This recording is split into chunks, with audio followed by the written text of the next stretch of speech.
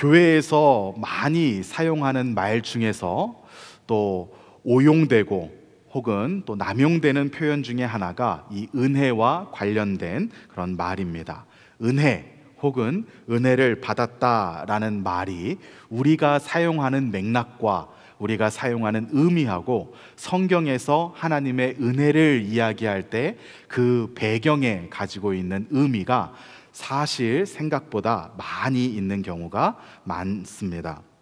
오늘날 우리가 교회 안에서 사용할 때 은혜 혹은 은혜를 받았다라고 이러한 말을 사용하는 그러한 용례를 살펴보면 어떠한 새로운 지식을 얻어서 이 말씀에 대한 깨달음을 갖게 되거나 아니면 감동적인 이야기를 들어서 마음에 감동을 하고 또 무언가를 결심하게 되는 계기가 된다고 하면 그러한 기분 혹은 그러한 느낌을 지칭해서 은혜다라고 이렇게 표현을 하는 경우가 많습니다. 또 그러한 기분이나 그러한 느낌을 가졌다라고 하면 은혜를 받았다, 그러한 느낌이 들지 않았다라고 하면 은혜를 받지 못했다라는 이러한 의미로 우리가 은혜 혹은 은혜를 받았습니다, 은혜가 되었습니다라는 이러한 표현을 사용하는 것을 종종 볼 수 있습니다. 저도 이러한 의미로 은혜라는 표현을 종종 씁니다. 또 아내랑 같이 이야기할 때 약간 재미있는 투로 이야기할 때 아내가 저에게 맛있는 음식을 해주었다 그러면 이 음식이 참 은혜롭다라는 이런 표현을 하기도 하고, 또 제가 공부할 때 학교에서 수업을 듣고 그 수업이 전혀 하나님의 은혜하고는 상관이 없이 너무나 건조하고 아카데믹한 것이었지만은 그것을 통해서 제가 그동안 막혀 있었던 것, 잘 이해하지 못하던 것이 뻥 뚫려서 그동안에 부분적으로 알고 있던 것들이 쫙 하나로 꿰뚫어질 때 그때의 그 감정을 저는 은혜를 받았다, 이 수업이 참 은혜롭다라고 이렇게 표현했던 그런 경험이 있습니다. 이런 것들을 종합해서 본다 그러면 우리는 은혜라는 표현을 무언가가 우리의 마음에 흡족한 상태, 우리의 마음에 드는 상태, 그것을 두고서 은혜라고 이야기하고 그러한 느낌을 경험하는 것을 은혜를 받았다라고 이렇게 이야기하는 경우가 많이 있습니다. 그렇다면 성경에서도 은혜를 이러한 의미로 사용할까요? 사실 그렇지 않습니다. 성경에서 은혜라는 말이 굉장히 많이 나오는데 우리가 오늘 읽은 본문에서도 은혜와 평강에 대해서 나오죠. 성경에 많이 나오는 이 은혜라는 표현은 우리가 오늘날 일반적으로 사용하는 이 은혜 혹은 은혜를 받았다라는 말을 할 때 가지는 의미보다 훨씬 더 넓고 훨씬 더 깊은 의미를 가지고 있습니다. 우리가 생각하는 어떠한 지적인 동의 혹은 깨달음 혹은 감정적인 어떠한 터치를 두고서 성경에서는 은혜라고 이야기하지 않습니다. 성경에서 말하고 있는 은혜가 그런 것들에만 불과하다고 한다면 우리는 성경을 믿을 필요도 없고 성경을 읽을 필요도 없을 것입니다. 왜냐하면 우리에게 지적인 깨달음을 주고 우리로 하여금 어떠한 감동을 자아내는 것들은 성경이 아니라 밖에서 훨씬 더 많이 있기 때문입니다. 드라마를 보면서 울기도 하고 영화를 보면서 울기도 하고 어떤 책을 읽고 어떤 강연을 듣고도 깨달음을 얻는 경우가 많이 있기 때문입니다. 그렇다고 하면 성경에서 말하는 은혜는 무엇을 의미하는 것일까요? 성경에서 말하는 은혜는 어떠한 의미를 가지고 있을까요? 오늘 우리가 읽었던 본문에서 바울은 에베소 교인들에게 은혜와 평강이 너희에게 있을지어다 라고 하면서 이렇게 인사를 합니다. 이 인사 표현은 바울이 에베소 교회에만 한 것이 아니라 많은 교회들에게 서신을 쓸 때 바울이 일반적으로 하는 인사말 가운데 가장 공통적으로 많이 드러나는 표현입니다. 어디에다가 편지를 쓸 때에도 바울은 은혜와 평강, 또 특별히 어떠한 상황 가운데 있는 사람에게 쓸 때는 거기다가 긍휼을 더하기도 했습니다. 예를 들면 오늘 우리가 성경 통독 본문으로 읽었던 디모데 후서 같은 그러한 성경입니다. 그런 데서는 은혜와 평강에다가 긍휼까지 더해서 그것이 너희에게 있을지어다 라고 하면서 바울이 편지를 쓰는 것을 볼 수 있습니다. 바울이 자주 인사말처럼 하는 표현 가운데 은혜와 평강이라는 표현이 등장하지만 이것은 오늘날 우리가 사용하는 인사말처럼 특별한 의미 없이 그냥 사용하는 말은 아닙니다. 그냥 인사로서 인사치레로 은혜와 평강이 너희에게 있을지어다 라고 말하는 것이 아니기 때문입니다. 매번 편지를 쓸 때마다 바울은 반복적으로 이 말을 했지만 이 인사 표현에는 바울의 신앙 고백과 바울이 이해하는 복음의 핵심이 담겨져 있습니다. 저는 기도를 할 때마다 항상 무슨 말로 기도를 시작하냐면 살아계신 하나님이라는 표현으로 제 기도를 시작합니다. 아마 느끼신 분도 있으실 테고 항상 목사님이 기도를 할 때 저 표현으로 시작하는구나 라고 이렇게 생각을 하신 분도 계실 것입니다. 저는 언제부턴가 제가 하나님을 부르면서 기도할 때 항상 살아계신 하나님이라는 표현으로 하나님을 부르면서 제 기도를 시작했습니다. 그렇지만 이것은 제가 매번 하나님을 살아계신 하나님이라고 부르면서 기도를 시작한다고 해서 의미 없이 그냥 하나님이라고 부르기는 뭔가 허전하니까 살아계신 하나님이라고 이렇게 부르는 것은 아니었습니다. 살아계신 하나님이라고 부를 때 제 마음 가운데 어떠한 마음을 가지고 고백하냐면 2000년 전에 죽으셨던 그 하나님께서 오늘도 부활하셔서 살아계셔서 나를 위해서 지금도 나보다 더 열심히 나를 위해서 일하시고 나에게 은혜를 베풀어 주신다는 그 은혜의 고백을 담아서 저는 기도를 할 때마다 살아계신 하나님이라고 부릅니다.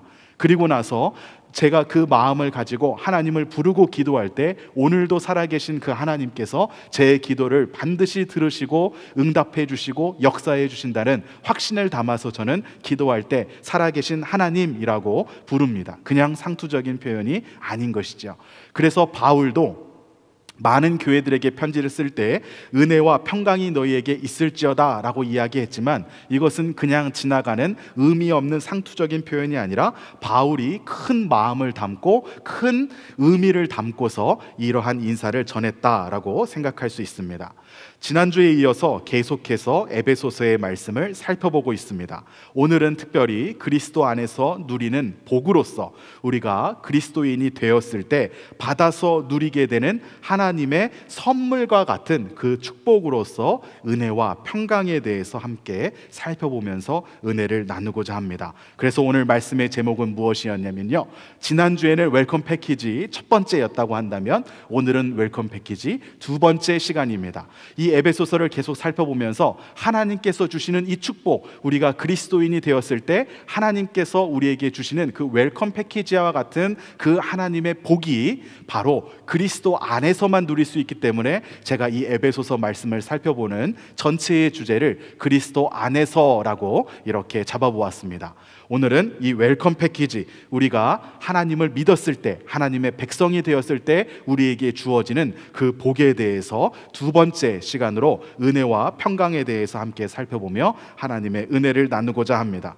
지난 시간에 잠깐 살펴보았던 것처럼 이 에베소서는 교회에 대해서 다루는데, 에베소서가 다루는 교회는 교회의 구조라든지 교회의 직분이라든지 교회에서 어떻게 사역을 해야 되는지 이러한 문제에 대해서 관심을 가지고 다루면서 교회에 대한 교훈을 주는 것이 아니라 교회를 이루는 성도들이 어떠한 복을 누리게 되는지, 교회를 이루는 성도들이 어떠한 복을 어떻게 누리게 되는지, 그러한 복을 누린다면 어떠한 삶을 살게 되는지를 보여주면서 그 성도들이 전혀 서로 간에 함께 연합할 수 없는 사람들이지만 그리스도 안에서 누릴 수 있는 그 복을 누린다는 그 사실 하나만으로 하나의 몸을 이룰 수 있다라는 차원에서 이 복의 관점에서 교회론을 다루고 있다라고 살펴보았습니다. 그래서 하나님의 백성으로서 구원을 받으면서 얻게 되는 이 복, 특별히 오늘 살펴보게 되는 은혜와 평강에 대한 이해가 없이는 에베소서에서 말하는 교회에 대한 이해를 전혀 할 수 없는 것이죠. 이해를 하지 못하고 하나님께서 주시는 그 복도 누리지 못한다면 우리는 실제로 우리 교회에서 교회 생활을 하면서 주님의 몸된 교회를 이루는 것이 아니라 그냥 공동체 생활을 하게 될 뿐입니다. 바울은 성도로서 누리는 복에 대해서 다루는 에베소서를 쓰면서 어떠한 복을 가장 먼저 언급했습니까?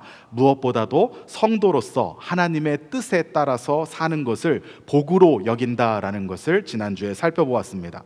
나의 뜻대로 사는 것이 내 뜻대로 선택하는 순간에는 내가 어떠한 능력을 가지고 있고 내가 내 삶을 선택할 수 있으니 그것이 그 순간에는 즐겁고 좋을 수 있지만은 내가 선택하는 삶의 끝은 처참할 수밖에 없음을, 내가 선택하는 삶의 끝은 비참하게 끝날 수밖에 없음을 바울은 자신의 인생을 통해서 경험했고, 그 인생의 경험 가운데 나의 삶을 나의 뜻이 아니라 하나님의 뜻대로 결정하며 살아갈 수 있다는 것을 성도가 누리는 가장 큰 복으로 여긴다라는 것을 살펴보았습니다. 이 복에 대해서 바울이 먼저 나누고 나서 그 다음에 성도가 누리는 복에 대해서 이야기하는 것이 바로 은혜와 평강입니다.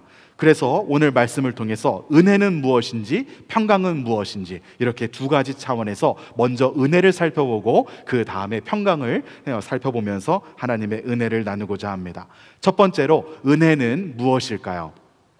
은혜는 서두에서 말씀드렸던 것처럼 감정적인 동요나 지적인 동의를 의미하지 않습니다. 성경에서 말하는 은혜를 어떻게 하면 가장 그래도 적절하게 정의할 수 있을까라고 이렇게 고민해보고, 제가 또 다른 사람들이 하나님의 은혜에 대해서, 성경에서 말하고 있는 은혜에 대해서 어떻게 정의하냐 이런 것들을 관심을 가지고 찾아보았을 때 저는 이렇게 정리를 해보았습니다. 성경에서 말하는 은혜는 하나님께서 받을 자격이 없는 사람들에게 베풀어 주시는 하나님의 호의이다. 받을 자격이 없는 사람들에게 하나님께서 베풀어 주시는 하나님의 호의를 베풀어 주시는 것이 바로 하나님의 은혜라는 것이죠.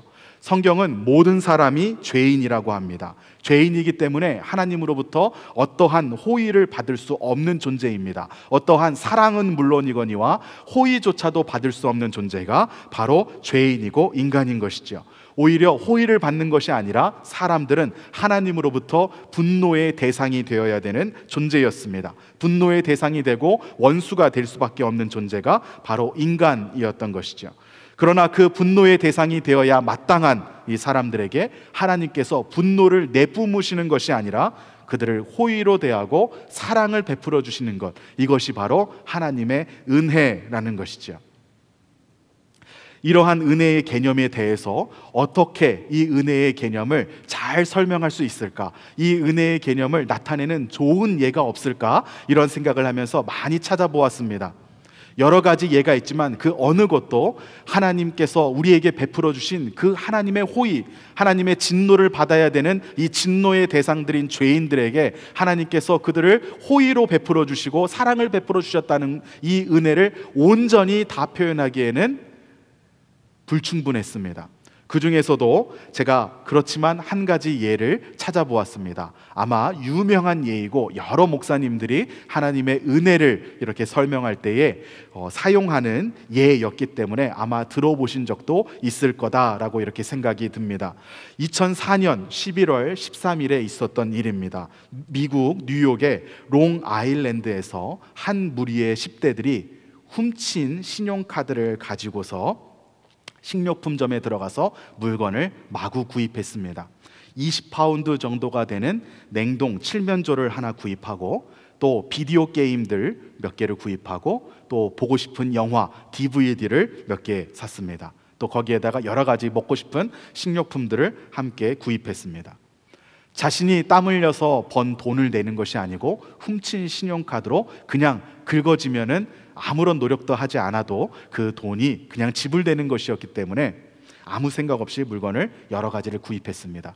그리고서는 그것을 가지고서 자신들의 차에 싣고 이 학생들이 차에 타고 이동하고 있었습니다.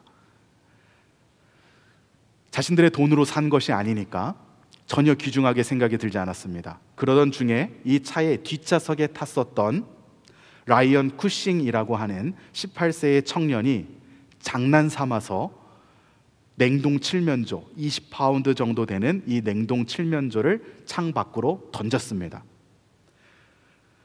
이렇게 창 밖으로 던졌을 때 그때 빅토리아 루블로라고 하는 여성이 콘서트에 갔다가 집으로 돌아가고 있었습니다. 이 쿠싱이라는 청년과 더불어서 10대 아이들이 탄 차는 이렇게 진행을 하고 있었고, 루블로라는 여성이 탄 차는 저쪽에서 이렇게 오고 있었던 것이죠. 이 여성의 집은 사고가 난 현장으로부터 딱 2블럭 떨어져 있었습니다. 2블럭만 더 지나서 가면 그녀는 평소와 다름없이 안전하게 자신의 집에 들어가게 될 것이었습니다. 그런데 난데없이 차 반대편에서 냉동 터키가 날아왔습니다. 그냥 던진 것이지만 차가 움직이고 있었기 때문에 그 운동 에너지의 힘을 받아서 반대편에 이 루블로가 운전하던 차의 앞유리를 쳤고, 그냥 앞유리만 깨진 것이 아니라 그 터키가 운전하고 있던 이 운전대를 들이받았습니다. 얼마나 세게 들이받았는지 이 운전대가 안으로 이렇게 휘었습니다. 그 사진과 함께 뉴스에 보도가 되었는데 아주 끔찍합니다. 이렇게 스티어링 휠을 쳤던 이 냉동 터키가 거기에서 멈추지 않았습니다. 어떻게 됐을까요? 이 루블로라는 여성의 얼굴을 가격했습니다. 그래서 그때 당시에 뉴스 기사를 보면 이 루블로라는 여인은 뺨과 턱이 부서진 것은 물론이고 식도가 함몰되었고, 영어 표현으로는 아이 소켓도 골절되었다. 아마 안구를 붙잡고 있는 얼굴에 어떠한 이제 그 뼈가 골절되었던 것 같습니다. 그리고 뇌 손상도 입었고, 이 사고로 이 여인은 거의 죽음의 문턱까지 갔습니다. 2주 동안 의식 불명이었고 10시간이 넘는 수술을 받았습니다. 긴 수술 이후에 의식을 찾긴 했지만 거울을 통해서 본 자신의 모습은 이전에 알던 자신의 모습이 아니었습니다. 다시는 이전과 같은 삶을 살 수 없는 끔찍한 모습으로 살아가야만 하는 그러한 상황을 마주했던 것이죠. 얼마나 큰 절망 가운데 이 여인이 빠졌을까요? 또 자신에게 본인이 어떠한 해를 끼치지 않았음에도 불구하고 그냥 장난 삼아서 터키를 던졌다고 하는 그 청년에 대해서 얼마나 들끓는 분노가 일어났을까요? 이것이 정상적인 사람들이라면 보일 반응입니다. 그런데 이 루블로라는 여인은 분노를 내지 않고 좌절에 빠지지 않고 그 청년에 대해서 불쌍한 마음을 먼저 가졌습니다. 그래서 이 여인은 정신을 차리자마자 그 쿠싱이라는 사람을 체포해서 이제 수사를 하고 있던 검사에게 편지를 보냅니다. 그 소년들을 쉽게 다루어주고 나이스하게 대해주어라. 그리고 그 사람들의 죄를 깊이 있게 묻지 말고 용서하기를 원한다라는 탄원서를 씁니다. 이 쿠싱이라는 청년은 1급 폭행 및 기타 범죄 혐의로 기소되었는데 그 사안이 워낙에 중대했기 때문에 유죄인 것은 물론이거니와 이 죄에 해당하는 가장 최고형을 받을 것을 모두가 다 예상하고 있었습니다.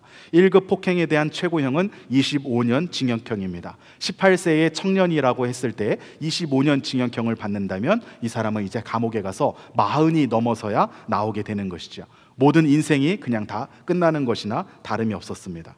그런데 이 여인이 그냥 이 청년을 용서해 줍니다. 검사에게 관대한 형을 구형하기를 요청했던 것이었죠.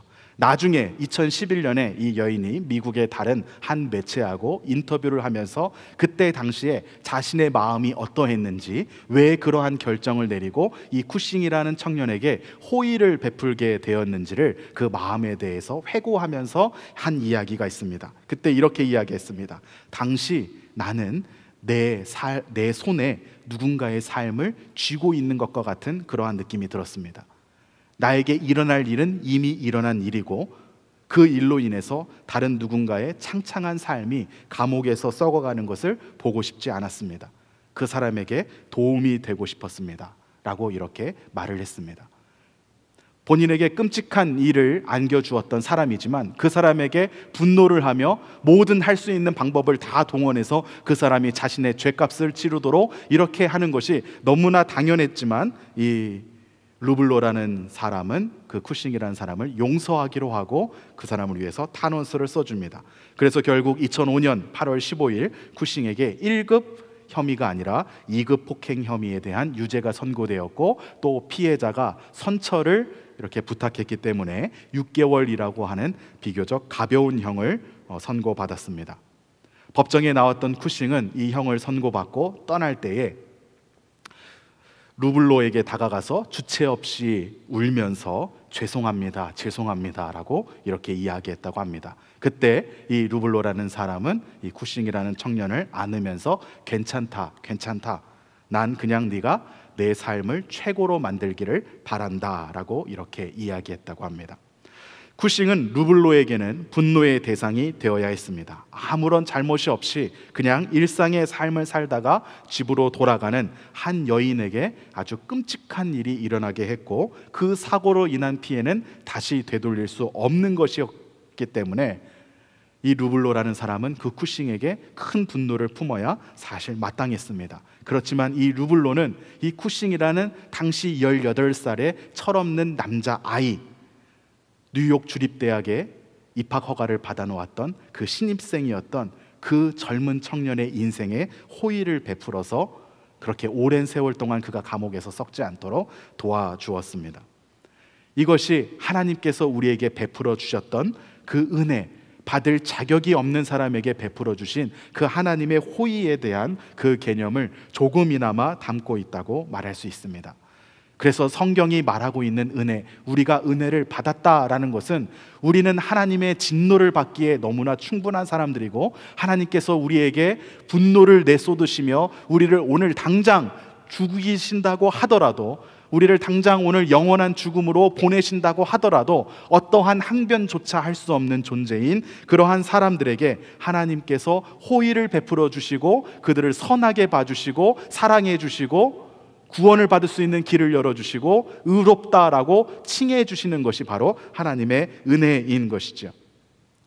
그래서 성경에서 은혜를 받았다라고 할 때는 그냥 우리의 감정적인 동요나 지적인 깨달음을 의미하는 것이 아니라, 그 은혜를 받았다라고 할 때는 이 쿠싱이라는 사람이 루블로에게 그러한 은혜를 받았을 때 절대 이전과 같은 삶을 다시 살지 않게 되는, 그러한 삶에 대해서 정말로 반성하며 그 어리석은 순간을 후회하며 회개하며 내가 다시는 그러한 삶을 살지 않겠다라고 결단을 내리게 되는 그러한 우리의 결단을 이끌어냅니다. 그래서 은혜를 받았다라고 할 때는 도저히 이전과 같은 삶을 살 수 없게 되는 것이죠. 그래서 성경에서도 오늘날 우리가 말하는 것처럼 은혜를 받았다라는 표현이 종종 등장하기는 하지만, 은혜를 받았다라는 표현을 우리 마음에 감동이 되었다라는 말과 동의어로 쓰지는 않는 것은 분명합니다. 사도행전 4장 33절에 보면 은혜를 받았다라는 표현이 나옵니다. 우리 같이 함께 읽어보겠습니다. 시작. 사도들이 큰 권능으로 주 예수의 부활을 증언하니 무리가 큰 은혜를 받아. 여기서 보면 은혜를 받았다라고 이야기합니다. 사도들이 큰 권능으로 예수의 부활을 증언했다라는 것은 죽었던 사람이 살아났다라는 이 사실을 증언한 것뿐만이 아니라, 부활을 증언했다라는 것의 의미는 예수님이 왜 죽어야 했는지, 그리고 예수님께서 왜 부활하셨는지, 예수님의 부활이 무슨 의미인지, 그분께서 부활하신 것이 나에게 어떠한 의미가 있는지를, 나에게 어떠한 은혜가 베풀어졌는지를 이렇게 가르쳤다는 것이죠. 그랬더니 사람들이 그 얘기를 듣고서 큰 은혜를 받았다라고 이렇게 이야기했습니다. 그 이야기를 듣고 단지 감동한 것이 아니었습니다. 그 이야기를 듣고 예수님이라는 사람이 죽었다가 부활하신 것을 몰랐는데 내가 새로운 사실을 알게 되었다라고 이렇게 끝나는 것이 아니었습니다. 이렇게 해서 은혜를 받은 사람들의 삶이 어떻게 됩니까? 그 다음과 그 다음 구절이 나옵니다.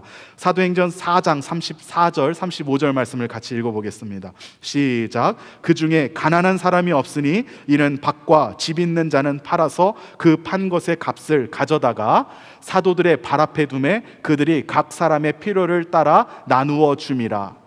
큰 은혜를 받은 사람들이 어떻게 했습니까? 자신들에게 있던 재산을 모두 다 팔았습니다. 재산을 팔아서 사도들에게 주었다, 이것이 중요한 것이 아닙니다. 이것은 그냥 결과적인 행동에 불과할 뿐이고, 자신의 필요, 이것이 있으면 본인에게 훨씬 더 보장된 삶이 약속되어 있고, 이것이 있으면 자신들이 원하는 것을 얼마든지 더 할 수 있음에도 불구하고, 이 은혜를 받으니 내가 호의를 받을 자격이 없는 자임에도 불구하고 나에게 그러한 호의가 베풀어졌다라는 이 사실을 깨닫고 이것을 알게 되니 어떻게 했습니까? 이 사람들이 그냥 그것을 알게 되었다라고 흡족해 한 것이 아니라, 자신들의 재산, 자신들의 삶을 더 좋게 만들어줄 수 있는 그 안전한 장치들, 그러한 요소들을 다 팔아서 다른 사람들에게 호의를 베푸는데 사용했다라는 것이죠. 하나님께서 우리에게 주시는 은혜, 하나님께서 우리에게 베풀어 주시는 은혜는, 그 은혜를 받은 사람은 더 이상 그 이전과 같은 삶을 살지 못하게 합니다. 더 나은 삶의 조건을 포기하고 자신이 받은 호의를 똑같이 베푸는 삶을 살게 하는 것이죠. 그래서 우리 교회에서 여러 모양으로 보이는 곳에서 보이지 않는 곳에서 성도님들을 섬기며 교회를 세워나가시는 그러한 모습을 볼 때마다 저는 참 은혜를 많이 받으신 분이구나라는 이러한 생각을 합니다. 참 감사합니다. 르블로가 쿠싱을 진심 어리게 용서하고 그를 위해서 선처를 탄원하지 않았다면 쿠싱은 아주 무거운 형벌을 받기는 했겠지만 진심으로 회개하면서 자신의 그러한 삶을 후회하는 삶을 살지는 않았을 것입니다. 회개와 후회는 완전히 다르기 때문입니다. 성경에서 말하는 은혜는 받을 자격이 없는 자에게 베풀어진 하나님의 호의를 말하는 것이고, 그 호의를 받은 자는 절대 이전과 같은 삶을 살 수 없다는 것을 전제하는 표현입니다. 그래서 내가 은혜를 받았느냐, 은혜를 받지 못했느냐는 나의 마음 가운데, 나의 감정 가운데 흡족하냐, 마음에 드는 마음이 있느냐, 따뜻함이 있느냐가 이것으로 파악할 수 있는 것이 아니고 무엇으로 파악할 수 있습니까? 나도 다른 사람들에게 그만한 호의를 기꺼이 베풀고자 하느냐 하는 것입니다. 바울은 모든 서신서를 쓰면서 편지의 수신자들에게 하나님의 은혜와 평강에 대해서 말합니다. 하나님의 은혜와 평강에 대해서 이렇게 말하는 이유는 그들이 앞으로 살아가야 할 하나님의 백성으로서의 삶의 시작이 받을 자격이 없는 중에 받았던 그 하나님의 호의에서 시작하기 때문입니다. 그래서 바울은 이 에베소 교회의 편지를 쓰면서도 에베소라는 이 죄악이 가득하고 하나님의 말씀대로 살기가 너무나도 어려운 그 도시에서 하나님의 백성들로서, 하나님의 성도로서 살아가는 그 성도들에게, 그 교인들에게 하나님의 호의를 매일마다 같이 누리면서 살라는 이러한 축복의 말씀을 전하고 있는 것입니다. 이것이 하나님의 은혜라고 한다면 바울이 이야기하는 평강은 무엇을 의미할까요? 바로 평강은 하나님의 은혜의 결과를 의미합니다. 은혜가 받을 자격이 없는 자들에게 베풀어진 호의이기 때문에 이 은혜를 통하여서 우리의 믿음이 시작되었다, 이 은혜를 통하여서 하나님의 백성으로서의, 하나님의 자녀로서의 우리의 믿음 생활이 시작되었다라고 한다면 평강은 그 믿음 생활의 결과를 의미합니다. 받을 자격이 없는 자에게 베풀어진 것이 하나님의 은혜, 하나님의 호의라면 평강은 그 은혜를 충분히 누릴 때 우리가 가지게 되는 우리의 상태를 지칭하는 것이죠. 하나님의 호의가 베풀어지기 이전에 인간은 하나님과 원수 관계에 있었음을 살펴보았습니다. 하나님 앞에서 하나님이 보시기에 옳은 선택은 단 하나도 할 수 없는 그러한 무능력한 존재이고, 계속해서 나쁜 것을 선택할 수밖에 없는, 하나님과 멀어지기를, 하나님의 분노를 일으키는 그러한 악한 선택을 할 수밖에 없는 존재가 바로 인간이었습니다. 스스로는 하나님의 분노를 누그러뜨릴 수가 없는 그러한 존재, 그러한 절망적인 상황에 놓인 사람들이 바로 죄인이고 인간이었다는 것이죠. 이러한 죄인과 이러한 인간들에게 하나님께서 호의를 베푸셔서 이 관계를 회복시키시기 위하여서 하나님의 아들을 주셨습니다. 그래서 이것이 하나님의 은혜, 하나님의 호의이고, 이것을 받아들임으로써 우리가 믿음을 가지고 살아갈 때 누리게 되는 것이 바로 평강인 것이죠. 그래서 이 평강은, 성경에서 말하는 평강은 가장 먼저 어떠한 의미를 가지고 있냐면 하나님과의 관계에서 평강을 의미합니다. 성경에서 말하는 평강은 단순히 내가 원하는 일이 잘 되고 우환이 없이 내 마음이 편하고 내가 걱정할 일이 없고 그렇게 편안하게 사는 삶을 평강이라고 하지 않습니다. 하나님 관계에서, 하나님과의 관계에서의 평강이 성경에서 말하는 평강의 가장 기본적인 개념입니다. 하나님께서 은혜를 베풀어 주시기 이전에는, 하나님께서 받을 자격이 없는 자에게 어떠한 호의를 베풀어 주시기 이전에는 하나님과 원수된 자로서 불편한 가운데 영원한 죽음으로 향하고 있었던 그 삶이 하나님께서 베풀어 주신 호의로 말미암아 하나님과의 평강을 누리게 되었다. 이것이 바로 성경이 이야기하는 평강인 것이죠. 그래서 예수님을 믿는다고 해서 우리에게 평강이 오는 것은 세상에서 잘 되는, 세상에서 편안하게 사는 그러한 평강이 먼저 오는 것이 아닙니다. 하나님과의 관계에서 누리는 평강이 우리에게 오는 것이죠. 오히려 예수님을 믿는 신앙을 가지고 신앙 안에서 우리가 자라갈수록 세상 가운데는 우리가 더욱더 큰 어려움을 당할 수도 있습니다. 왜냐하면 그런 농담이 있습니다. 성도들이 은혜를 받으면 사단도 부흥회를 한다라는 이야기가 있습니다. 성도들이 은혜를 받아서 하나님 앞에서 자라갈수록 사단도 더욱더 열심히 이 성도를 쓰러뜨리기 위해서 애쓴다고 하는 것이죠. 그때 사단이 마음대로 활용할 수 있는 그 무기가 무엇입니까? 세상입니다. 하나님 안에서 자라갈 때 하나님 안에서 우리를 끊어내지는 못하더라도 세상에서 다른 사람들의 말을 통해서 우리가 살고 있는 삶의 자리를 통하여서 우리를 끊임없이 더 열심히 공격합니다. 그래서 우리가 하나님을 믿는 믿음 안에서 자라가며 하나님 안의 관계에서 평강을 누릴 때 우리는 세상에서 평강을 누리지 못하는 경우가 훨씬 더 많습니다. 하나님께 기도하고 하나님에 대한 믿음을 잘 지켰더니 세상에서도 성공하게 되었다. 이러한 번영 복음이 가르치는 것은 사실 건강한 복음이 아닙니다.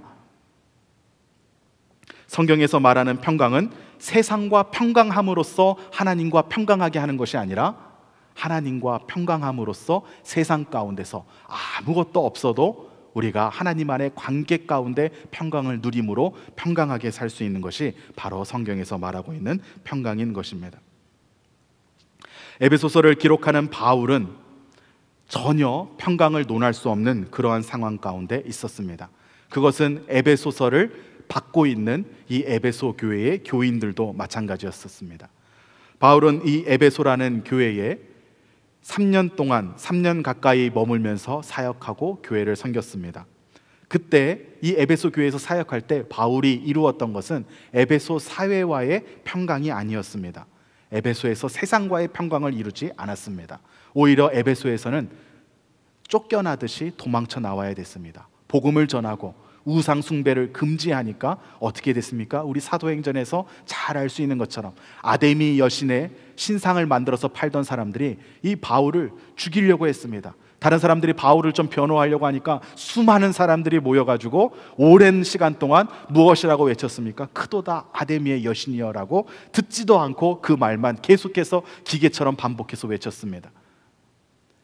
그래서 바울은 그곳에 더 이상 있으면 안 되는 위험한 상황이어서 그 세상 가운데, 이 에베소 가운데 쫓겨나듯이 도망쳐 나와야 했습니다. 바울이 하나님 앞에서 하나님이 주시는 평강을 누리면서 그 평강을 성도들에게 가르치고 교회를 세워나갈 때 바울은 세상과 평강하지 않았습니다. 그래서 성경에서 말하는 평강은 무엇이냐? 가장 먼저 하나님과의 관계, 하나님과의 평강을 의미합니다. 오늘날 우리에게 주어진 삶을 살면서도 우리가 믿음 안에 거하고 하나님과의 관계를 평강으로 잘 만들어 간다고 하더라도 우리의 삶 가운데는 크고 작은 어려움이 항상 있습니다. 마음을 상하게 하기도 하고 또 시험에 들게 하는 그러한 경험들이 아주 많이 있습니다. 그러한 것들이 우리의 평강을 방해하는 이유는 하나님의 은혜가 약하기 때문이 아닙니다. 외부에서 오는 시험이 너무나 강하기 때문이 아닙니다. 그러한 평강이 우리 안의 평강을 방해하는 이유는 무엇입니까?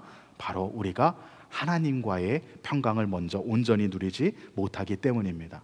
우리가 하나님께서 우리에게 베풀어 주셨던, 받을 자격이 없는 자에게 베풀어 주셨던 그 하나님의 호의, 그 하나님의 은혜에 대해서 우리가 너무 익숙하게 생각하면서 그것에 대해서 무뎌졌기 때문에 그 감사함을 잃어버리고 하나님의 평강에 대해서 우리가 깊이 있게 누리지 못할 때, 그때 우리는 시험에 빠지게 되고 그때 우리는 세상 가운데 어떠한 공격으로부터 흔들림을 당하게 되는 것이죠.